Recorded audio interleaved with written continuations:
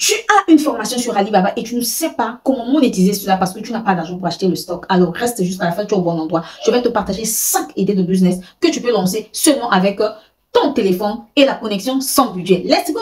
Bonjour et bienvenue à toutes les personnes sur cette chaîne. Sur cette chaîne, nous parlons entrepreneuriat, nous parlons business, nous parlons de motivation et nous parlons surtout des conseils aux femmes. Puis, une femme éduquée, c'est toute une nation éduquée. Sur cette chaîne est là pour vous aider à créer vos sources de revenus avec des petits budgets. Si tu n'es pas déjà abonné, alors abonne-toi pour ne plus jamais manquer nos prochaines vidéos. Surtout, partage et like la vidéo. Oui, donc aujourd'hui, je vais te partager 5 idées de business que tu peux faire avec Alibaba. N'ayons pas de budget, mais juste avec ton téléphone et une connexion Internet.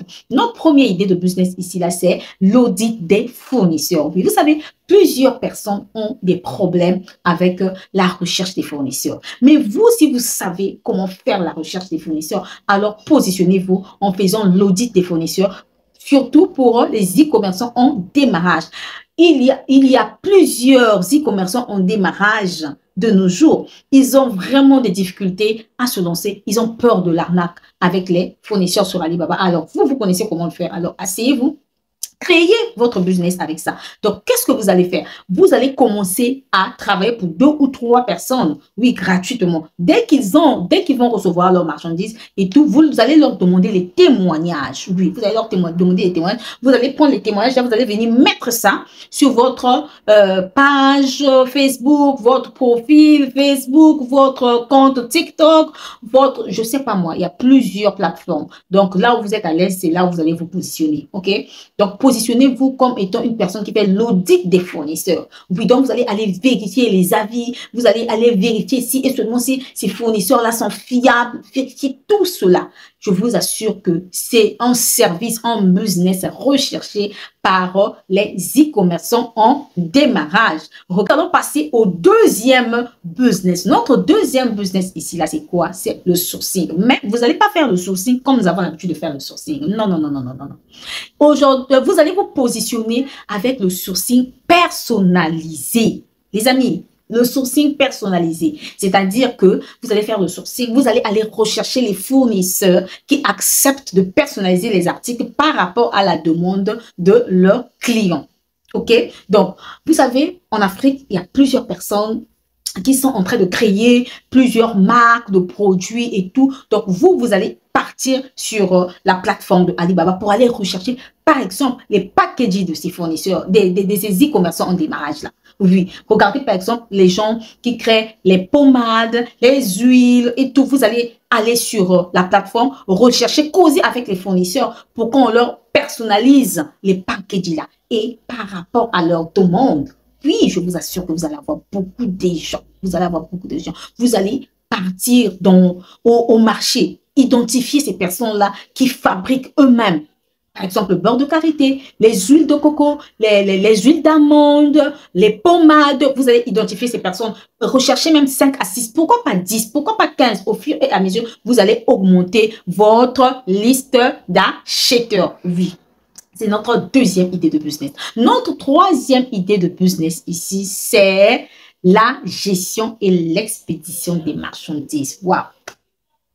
Beaucoup des e-commerçants, surtout en démarrage, où les petits e-commerçants là ont un problème. Oui, ils ne savent pas comment faire la logistique et l'expédition de leurs marchandises. D'autres ont pris la formation sur Alibaba, mais ils sont coincés donc du côté la logistique et l'expédition des marchandises. Vous allez faire quoi? Vous allez, par exemple, vous êtes au pays, ce que vous allez faire, vous avez la liste des transitaires. Vous allez aller négocier les prix avec ces transitaires-là pour eux. Est-ce que vous comprenez? Vous négociez les prix, vous arrangez, vous allez vous regarder les transitaires. Parce que si la logistique n'est pas respectée, je vous assure que dans un business, ça retarde les choses. Et ça peut même vous perdre des clients. Oui. Parce que imaginez-vous si vous dites à votre client que la marchandise va arriver dans 2 semaines, dans 1 mois. Votre client va se mettre en tête que ma marchandise va arriver dans 1 mois. Et après 1 mois, si la cliente ne reçoit pas la marchandise, vous allez perdre votre crédibilité auprès de votre client. Donc, ce que vous allez faire, vous allez chercher les transitaires fiables. Oui, parce que ce n'est pas tous les transitaires aussi qu'on travaille avec. Vous devez le savoir. Oui, oui, oui. Donc, vous allez faire ça. Si vous avez les transitaires fiables, là, vous connaissez. Au pays, vous descendez, vous regardez, vous causez avec ceux qui sont en Chine et tout. Donc, pour leur aider dans l'expédition et la logistique de leurs produits. OK? Regardez comment est-ce que vous pouvez le faire. Voilà. Notre quatrième idée de business ici, là, c'est quoi? C'est être juste intermédiaire. Oui. Intermédiaire. Moi-même, je fais ça. Oui, je suis intermédiaire, que ce soit en Chine, que ce soit sur la Turquie. Je fais ça. Soyez juste intermédiaire. Qu'est-ce que vous allez faire? Là, vous allez identifier les produits populaires sur Alibaba qui ne coûtent pas assez cher. OK? Vous recherchez ces produits populaires-là. Vous venez sur votre profil Facebook. Vous commencez à bombarder ça. Parler, l'image est derrière pour leur montrer que regardez le prix, regardez les avis, regardez. Oui, parce que c'est avec le temps que les gens, quand les gens vont vous connaître, les gens vont venir au fur et à mesure. Surtout, n'oubliez pas de prendre les témoignages pour venir les poster sur vos profils.